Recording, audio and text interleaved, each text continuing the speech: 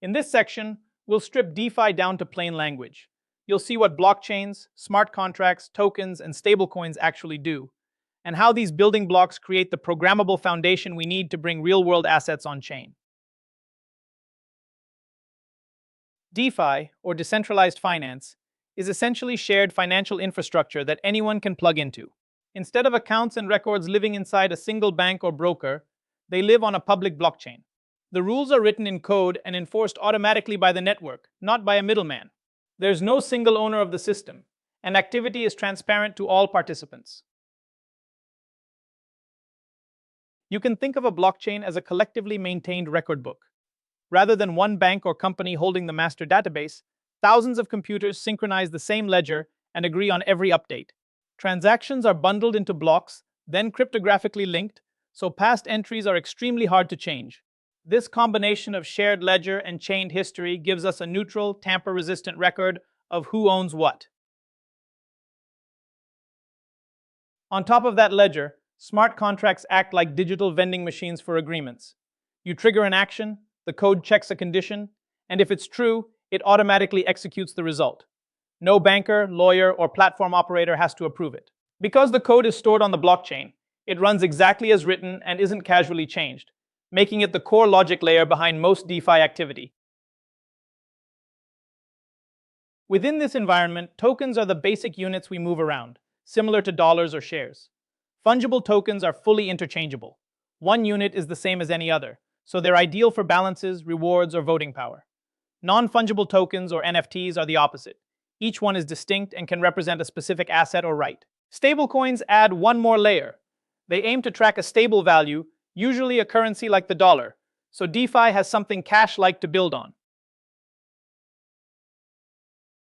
Once you have tokens and smart contracts, you can start composing them like money Legos. You begin with basic units, such as stablecoins. Then you plug in smart contracts that define the logic, and on top of that, applications like liquidity pools. Because everything lives on the same shared ledger, these pieces can connect and reuse each other without custom integrations or bilateral agreements. The result is no silos, faster settlement, and programmable value. One token can move through many protocols, changing roles as needed while remaining traceable and enforceable. One important building block is the automated market maker, or AMM, which enables token trading without traditional order books or human market makers. Here, you trade against a pool of tokens locked in a smart contract. A simple formula adjusts prices based on how much of each token is in the pool. If many people buy one side, it naturally becomes more expensive. This makes trading continuous, algorithmic, and available to anyone, anytime. AMMs only work because users are willing to become the market. You deposit pairs of tokens into a shared pool, and in return you receive a token that represents your share of that pool and its activity.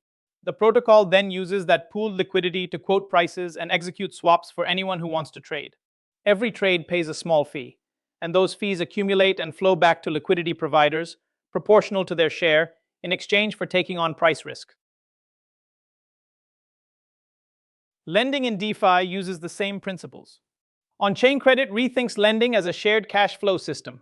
Suppliers deposit tokens into a smart contract vault and receive claim tokens that track their share of the pool and its yield. Borrowers don't negotiate with a banker. They tap into that pooled liquidity under fixed rules. The protocol sets collateral requirements, borrowing limits, and liquidation logic in code, not in a credit committee. Because everything is rule-based and transparent, access depends on collateral and behavior, not personal guarantees or off-chain credit scores. Risk management is also automated. In DeFi, collateral and risk are monitored continuously, not once a quarter. Smart contracts recalculate each position's health whenever new price data comes in. If collateral falls below a preset threshold, the code doesn't negotiate or wait for a phone call. It simply starts to unwind the position. Collateral is sold, lenders are repaid first, and losses are contained early. This automation reduces reliance on human judgment, shortens reaction times, and creates a more predictable, system-wide safety mechanism for RWA-backed lending. For RWA protocols, governance replaces a traditional central board. Instead of a small executive team, you have a distributed community coordinating upgrades in the open. Governance tokens give holders the right to propose, debate, and vote on major rule changes. The key goal is incentive alignment. Participants who bear the risk also help set parameters, choose assets, and tune fees as conditions change. All of these elements come together when we link DeFi to real-world assets. DeFi provides programmable rails, code that moves value globally, instantly, and transparently, without asking anyone's permission. Real-world assets provide something meaningful to run on those rails: cash flows from ships, buildings, invoices, and securities that already matter to the economy. Tokenization is the bridge between the two. It turns those off-chain claims into on-chain objects that smart contracts, AMMs, and stablecoins can coordinate around. The synthesis is simple: software speed plus real-world scale. That's the core opportunity in RWAs. Let's zoom out to the big picture.